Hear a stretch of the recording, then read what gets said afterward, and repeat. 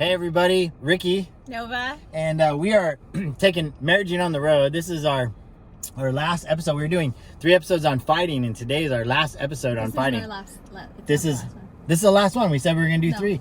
No, Babe, this is the last one. I promise you, this is it. 3 on fighting. It's not the last one. This is it. You and me, we got this. Gonna take some practice. Superpower oneness. We are marriaging. Oh, oh. Wonder Twin Powers activate. We are marriaging. Hey everybody, I'm Ricky. Hey, I'm Nova, and we are marriaging. We're changing atmospheres, activating our oneness superpower. Boom. Oh, changing atmospheres in the car. This is, if there was one area that I struggle with fighting with my husband, it is driving in the car. If that's you, just comment below as you're watching this. Say, yeah, that's our number 1 place of fighting. Man, I feel like this is like the Mecca. Oh my goodness. 24 years, we have not figured it out, but we have. There were seasons we did okay. Some guys out there, by the way, you like me, you had absolutely no idea how to drive until you got married, and your wife made sure that you were a better driver. I'm famous for pointing, like, it's coming. Do you see it? Because obviously you don't, because the speedometer says you're going way too fast for you to know. She points. This is a good one too, though. I do that. I'll tell you what's... I'm gonna admit that. I admit that. What's more terrifying than the potential accident I'm going to get into is the...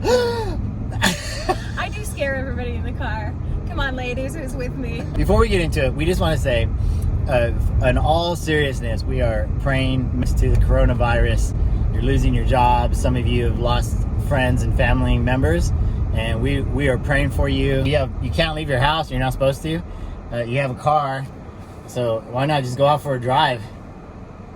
Yeah, because it's the best to be in the car. Actually, this is the perfect time because there's nobody on the road. So I'm like, totally, let's do an episode in the car when there's no one on the road. That's perfect because I don't have to stress out or anything as much. We came across this article in Psychology Today, and it wasn't about driving, but it really was about this area of conflict and, man, how to stop overreacting to your partner. So I said, Nova, you got to read this. This is for you. Oh my God. Let's be honest. We both overreact. Yeah, so I overreact to your overreaction, so it's perfect. Okay, so there's 6 things, but as we share with you these 6 things, we hope that you can really, maybe grab onto 1 or 2 of them, and it can become a point of conversation after you watch this marriaging episode. Yes. I think that the number 1 thing that we probably need to acknowledge and talk about is learning what our triggers are. And to be honest with you, I have huge triggers when we are driving in the car. And like right now. The person ahead of us got over way too quick. Okay, I want to give a little bit of background. So I grew up in Canada, almost in the middle of nowhere, and there was no traffic. And then Ricky, I married him, he brought me to California, and he was like, hey, listen, here's the deal. On the freeways, when you see red lights, it means traffic's coming to a screeching halt, and be prepared to get hit from behind, pretty much. I kind of had that theology of driving in California in my head, and I'd be like, there's red lights, stop, we're gonna get hit. And that's the background of where I why I can be reactive. But attached to that is I actually have been rear-ended like 4-5 times here in California. It's true. It is and true. None of them were my fault. Been hurt and injured, and it is scary.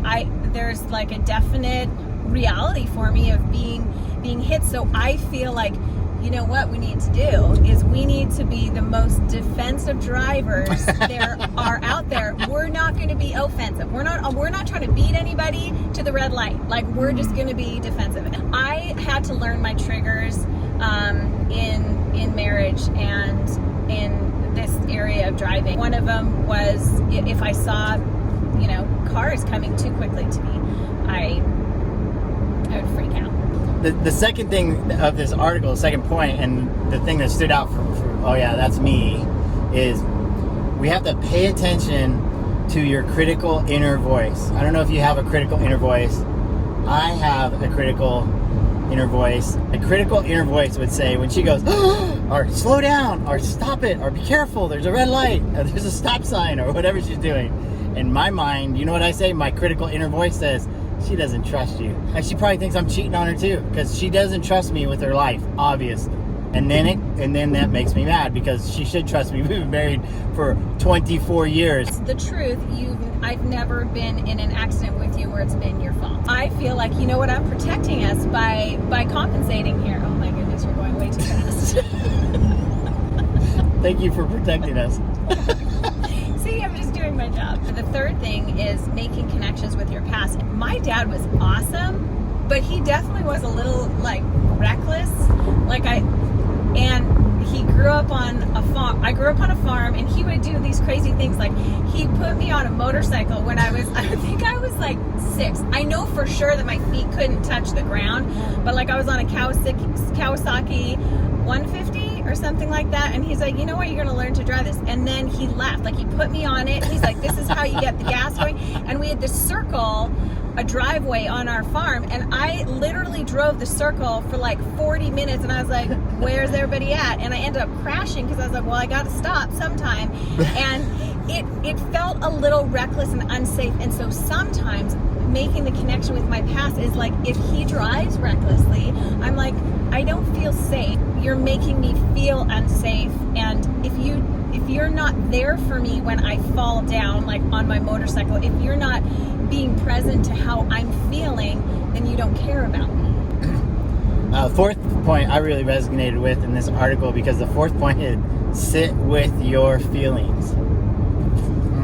What happens is there's a and then there's a she doesn't trust me, and then immediately I'm gonna respond, we'll call it react, if you will, to that.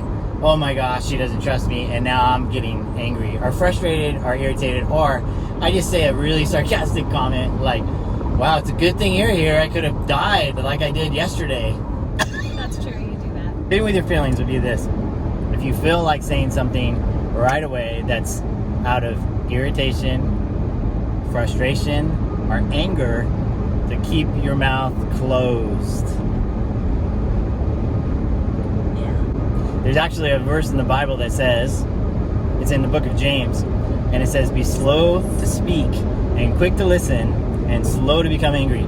Some moms, probably every mom knows this innately, right? Every mom does this innately, that she doesn't blow up at her children. So you don't kill your kids. You just breathe deep. You just and then maybe hold it for the count of 3, and then let it out. Yeah. Fifth thing is taking ownership of your half of the dynamic of what's happening. It is super easy for me to see the flaws in your driving. Thank you. So you're trying to, yeah, you are. Okay. I'm not doing an extra shoulder check either. Every time I change a lane, my wife does this or this. Okay, it doesn't hurt to have an extra person looking for you, right? No. Taking ownership over your half the dynamic. So when I do and he reacts, I have to think about, what did I do? I'm breathing deep right now. What did I do? I'm not being helpful when I'm and I'm being reactionary. Y'all got scared too. So I know that, and I'm having actually to sit with my own feelings. It's hard. I can't change her. She can't change me. You can't change each other, but you can change yourself. Yes. The final thing that we read in this article, it's the sixth point, and really this is in my world. Okay, so I'm gonna take responsibility for this one, as I try to do regularly, and that is this: I'm gonna employ collaborative communication. In other words, I'm gonna spark up conversation that's not one-sided. It's not accusatory. It's not aggressive in nature. It's collaborative in nature. And for this guy, I have no problem communicating. I'm a talker, right? So I know some of you, maybe some of you out there, you think it's the other way around. It's typically the female that's the talker, but not in this case. In this case, I come home and she asks me how my day was, and I tell her good solid 15 minutes worth of content. You do. It's so exciting too. I love it. It's like storytelling. It's so Then great. I ask her, love listening. babe, how was your day? And she gives me maybe a one-word answer with a 15-minute pause, which is on the edge of my seat. So to employ collaborative communication literally means I am sparking up healthy conversation. I'm passing the ball. She's passing it back. I have said to you, I'm feeling unsafe right now, and okay, so that's collaborative. That should be considered collaborative communication. Okay, if she says that, hey, I'm just not feeling safe right now, so I can ask questions. I can say, what is it about what I'm doing that's causing you to feel unsafe? But she could say, I feel like potentially you're driving aggressively, and maybe it's because the car in front of you cut you off and you're a little mad at him. I'm going to say to her, I could see that. I am a little mad. You're probably right. I'll slow down. Boom. Communication. Yeah. And in a minute, we're going to give you some homework. Homework time. Homework time. Homework time. We got some homework in our hands. We got some homework in our hands. We got some homework in our hands. We've got some homework in our hands. All right, here's your homework. Yes. What we want you to do is we want you to get in your car, and you can't have kids in the back. And What are they going to do with their kids, though? I mean, leave them at home with a bowl of food. They'll be fine. Oh my goodness. We can't, I'm not promoting that. Get a babysitter. No. You can bring your kids in the car. Are we going to argue about this assignment? Maybe. Okay. You don't have to go anywhere. Like, you can just sit in the car and do the homework. That's true. Yeah. If you have little kids in there in bed, just go sit in the car, because this environment is going to spark the conversation of the car. That's a good idea. Okay. If you can, drive somewhere and look into each other's eyes. Okay. That's not going to work. But not while you're driving. Because you make something. Just you keep your eyes on the road, I'll look at you. And then we'll feel connected. Okay, so, and you're just going to talk about these 6 different principles of helping to not be overreactive when your partner is getting on your last nerve. And let's be honest, that's happening right now in the coronavirus world. Suicide is at an all-time high, that domestic violence is up, and that people are getting on each other's nerves, and it's just insane. So we're going to ask you to just change your environment to activate your oneness superpower in the car. A big foundational belief that marriaging stands for, and that's that you're on the same team. We are on the same team. We're on the same team. In fact, 2 nights ago we had a fight.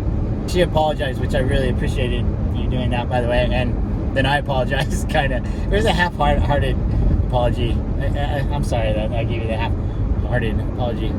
But then I didn't feel that, but thank you for saying that. But then it was hey, we're on the same team, and both of us said we're on the same team. And we are. And we are. The most loving thing to do sometimes is the hardest thing to do, like we've said. I like doing things a certain way, and I wasn't thinking about how that would make you feel. And I reacted instead of, remember the point number 4 is sitting with your feelings, and I didn't do that. I just reacted. But needless to say, that I still like you. And I still like you. And I love you. We're still friends, and we always have to come to that. We're on the same team. We're friends. When you're in a car, when you're in your house, when you're parenting, when you're trying to figure out how to survive this coronavirus, you are still friends, and you're on the same team. And if you can get that down, everybody, you will, in fact, activate your oneness superpower, right? And you will marriage beautifully. It's a wrap. My knuckles are so white. Her palms are sweaty. Her knuckles are white. No, We did great. We made it a whole episode in the car with me driving. We're marriaging behind the wheel. Marriage with us. Marriage with us. With us. Every Friday night, you can marriage with us. Oh boy, this guy's gonna... What is going on here? Can I honk? No. Okay. Bye. Bye.